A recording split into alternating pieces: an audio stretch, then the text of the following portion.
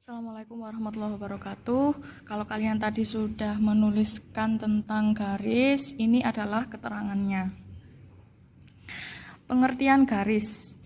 Ya, yang pertama, garis merupakan himpunan titik-titik yang terhubung membentuk kurva lurus yang tidak memiliki ujung maupun pangkal. Biasanya dilukiskan berupa coretan panjang dengan anak panah di kedua ujungnya. Artinya garis dapat diperpanjang kedua arahnya. Ini simbolnya.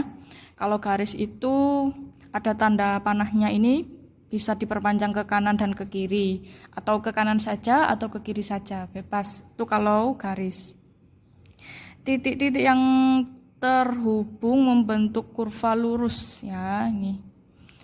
Terus ini, dari gambar di atas, apabila rel kereta yang menghubungkan dua ujung jembatan dianggap garis yang menghubungkan dua titik A dan B dan masih terus memanjang, garis tersebut dinotasikan dengan garis AB, tapi di atasnya ada panahnya seperti ini di kanan dan di kiri ya, dengan anak panah di kedua ujungnya. Nah, ini kan sebetulnya di gambar ini kan rel kereta. Nah, ini kan sebut garis gini ya. Ini garis. Nah, terus di sini ini masih bisa panjang, maksudnya di selanjutnya sini, maksudnya misalnya ini ada foto lagi, ada foto yang lebih besar lagi, ini masih ada garisnya. Nah, itu namanya garis.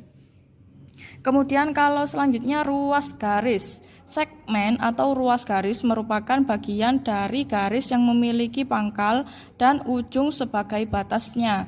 Biasanya dilukiskan dengan coretan tanpa anak panah di kedua ujungnya dan dinotasikan dengan garis AB. Di atasnya ada kayak seret gini ya, tinggal satu garis gini aja, nggak ada titiknya nggak apa-apa. Nggak ada ininya juga, nggak ada anak panahnya, yang artinya garis itu terbatas. Nah, kalau tadi garis ini bisa lebih panjang lagi, bisa diperpanjang. Kalau yang ruas garis ini hanya sebatas itu saja, hanya sebatas A dan B saja. Ya, ini contohnya ada di jembatan ini. Jembatan merupakan penghubung antara dua tempat yang terpisah. Andaikan sisi kiri sungai sebagai titik A, sisi kanan sungai sebagai titik B, maka titik A dan titik B dapat terhubung dikarenakan oleh ruas garis AB. Jika titik A merupakan titik pangkal ruas garis AB, maka titik B merupakan titik ujung ruas garis AB. Nah, jadi di sini dijelaskan kalau ruas garis itu hanya sebatas ini saja. Ya, loh Bu, ini kan di sini masih ada jalan. Nah, ini adalah konteksnya jembatan. Jadi, kalau jembatan itu kan penghubung dari jalan yang ada di sini dan jalan yang ada di sini. Nah, ini di sini kan ada sungai. Nah, jadi pembahasannya itu yang jembatan ini. Ya, jembatan ini hanya mulai sini sampai sini saja. Nah, itu kalau yang ruas garis. Simbolnya ini AB, kemudian ada garisnya gitu di atasnya. Hanya garis saja tanpa anak panah.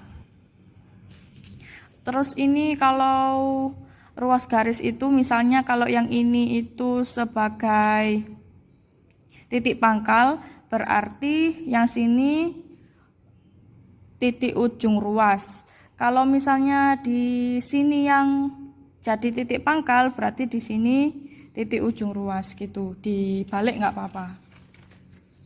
Selanjutnya untuk sinar garis. Nah, ini sinar garis adalah kurva lurus yang mempunyai pangkal namun tidak berujung, dilambangkan dengan garis AB, kemudian ada panahnya ke kanan gini.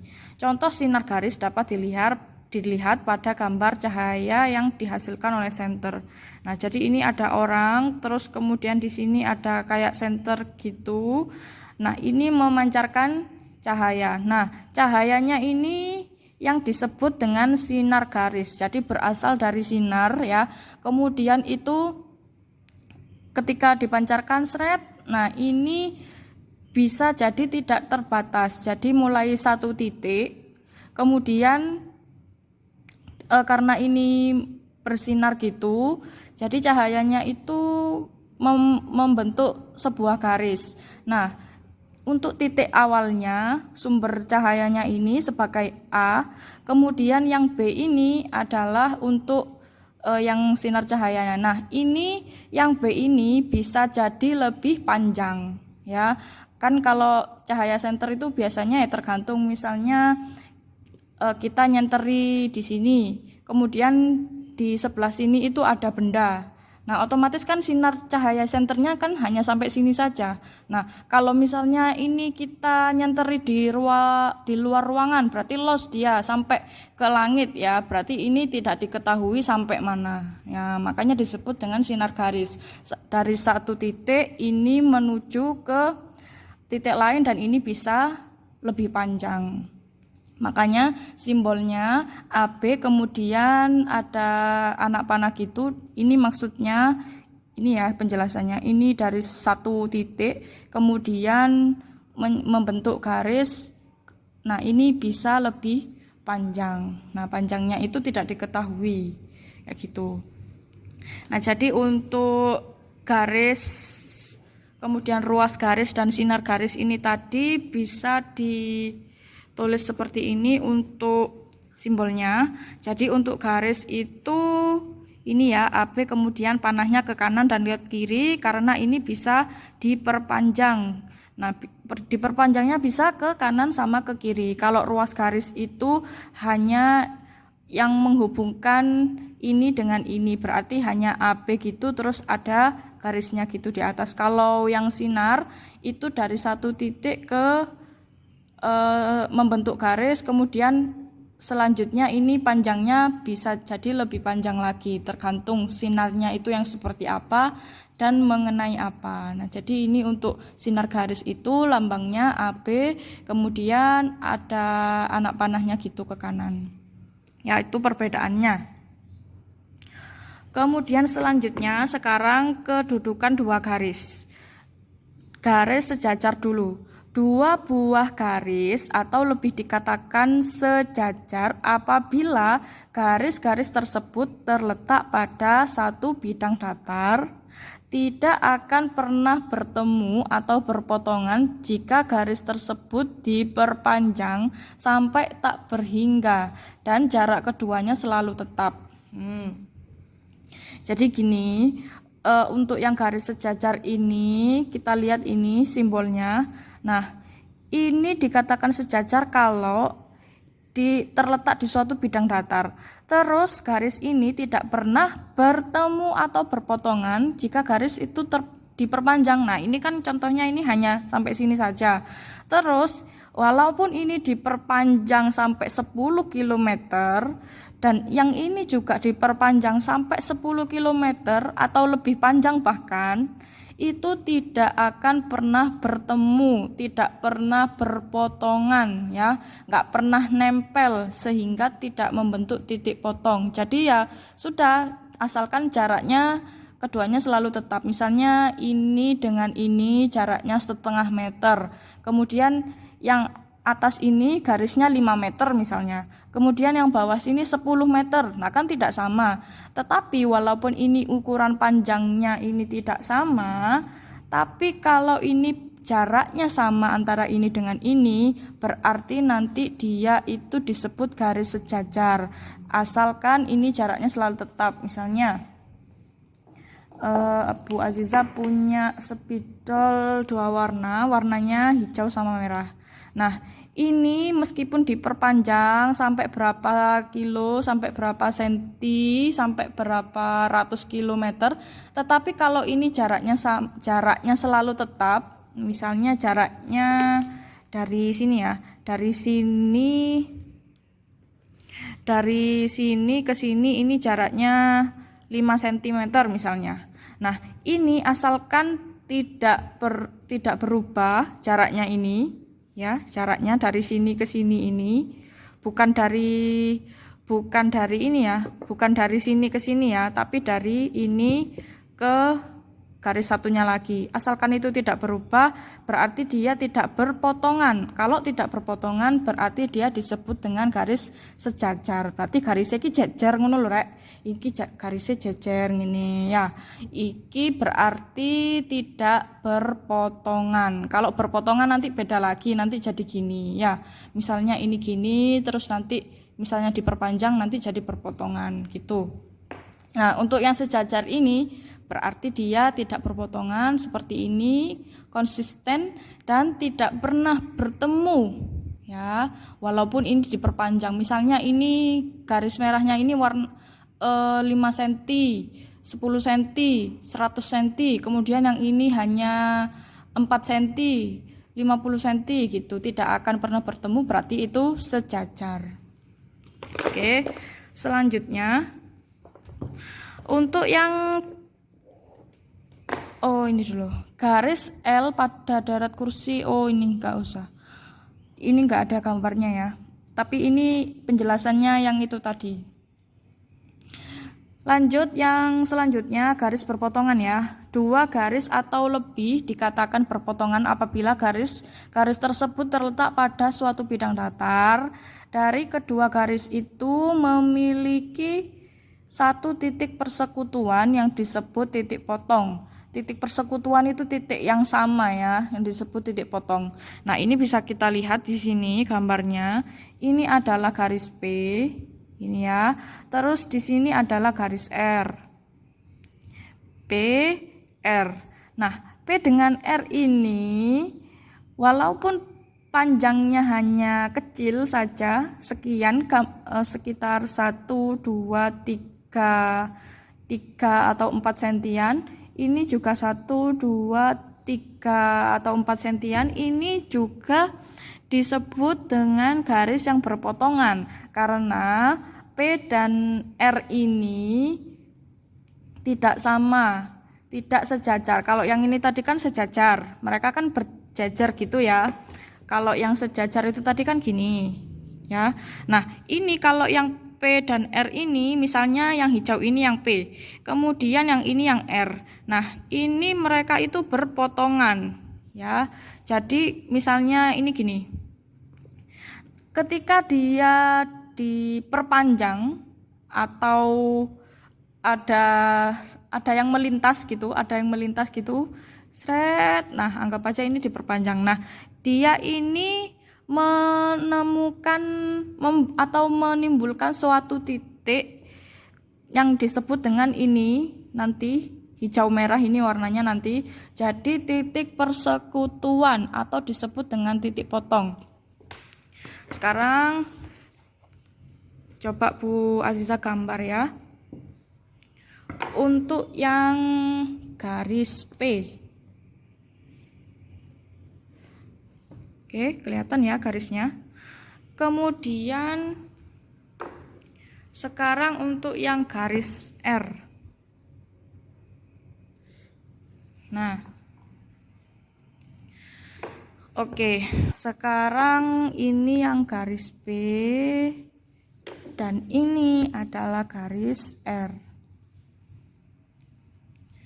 Oke, nah di garis ini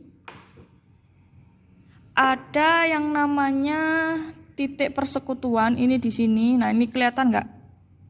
Ini adalah biru, hijau merah. Nah, ini disebut dengan Q nanti. Nah, ini yang disebut dengan titik persekutuan, bukan yang garis ini ya, sekian senti di sini bukan, tapi yang ini. Titiknya ini. Nah, mereka kan bertemu ada di titik ini. Nah, titik ini yang disebut dengan titik persekutuan atau dengan titik potong. Nah, mereka kan misalnya ini ada mobil mau dari sini mau berjalan ke sini. Terus kemudian di sini dengan mobilnya dari sini mau ke sini. Nah, mereka sudah melintasi. Misalnya P dulu yang lewat sret. Nah, kemudian di sini ada bekas ya. ada bekas bannya. Kemudian di sini juga yang dari mobil R, ini dari sini sudah ke sini. Nah, ini bekas bannya ini nanti yang mobil P itu ke sana, kemudian mobil R ke sini. Nah, mereka itu membuat suatu titik, ini namanya disebut titik potong. Nah, itu kalau yang garis berpotongan ya. Jadi itu tidak sejajar, ini kebalikannya dari yang ini tadi. Kalau sejajar itu ya jajar itu tadi, kalau berpotongan mereka menemukan suatu titik ya. Kemudian yang di sini ada contohnya, ini dari gambar motif keramik lantai. Oh ya, ini P-nya, terus ini R-nya, kemudian titik potongnya ini ada di sini. Ini namanya Q. Yang ini juga sama, misalnya di sini ada garis R di sini. Berarti di sini nanti ada satu titik potong lagi. Misalnya nanti ini kan P, kemudian ini R. Misalnya ini nanti ada garis lagi di sini, seret. Ini S. Berarti nanti ada titik lagi, ini titik potongnya namanya garis T, titik T misalnya, seperti itu. Oke, untuk yang berpotongan gitu ya. Selanjutnya, pada gambar motif keramik lantai, jika dianggap dua garis motifnya sebagai garis, maka dapat dilukiskan menjadi dua garis P dan R yang saling berpotongan di titik Q. Tuh. Kemudian sekarang yang garis berhimpit. Dua garis atau lebih dikatakan berhimpit apabila garis-garis tersebut terletak dalam bidang yang sama dan membentuk hanya satu garis lurus. Bisa kita lihat contohnya di sini. Ini dicontohkan sebagai garis berhimpit. Contohnya yang ada di jam dinding. Ya. Ini contohnya jam 12. Pada jam dinding di atas, jika jarum panjang dan pendeknya dianggap sebagai dua garis terpisah E dan T, maka ketika pada pukul 12.00 posisi kedua garis akan saling tumpang tindih dan membentuk hanya satu garis. Nah, ini misalnya ya, ini untuk garis pendeknya. Garis pendeknya ini misalnya ini garis E ya. Yang pendek ini loh jam 12. Kemudian untuk yang garis panjangnya ini, yang menitan ini kita anggap sebagai garis T. Nah, ketika dia pukul 12.00 berarti ini menitannya kan ada lurus gini ya. Lurus di jam 12 ini sama, sampai garisnya ini salah satu tidak kelihatan. Dalam hal ini karena kita sebut garis E, berarti nanti garis E-nya yang nggak kelihatan. Nah, ketika ini tidak kelihatan, ini tadi dianggap sebagai satu garis yang sama, maka itu namanya disebut garis berhimpit. Ya, nanti banyak contohnya, misalnya ada garis apa gitu. Intinya kalau garis berhimpit ini garisnya itu kayak ketumpuan gitu. Ya, jadi dianggap satu garis, ya. Itu kalau yang garis berhimpit. Nah, sekarang tugasnya kalian untuk yang ini, sifat-sifat kedudukan dua garis, silahkan dikerjakan. Sama yang ini. Ayo berlatih mandiri ini silakan dikerjakan. Baik, terima kasih.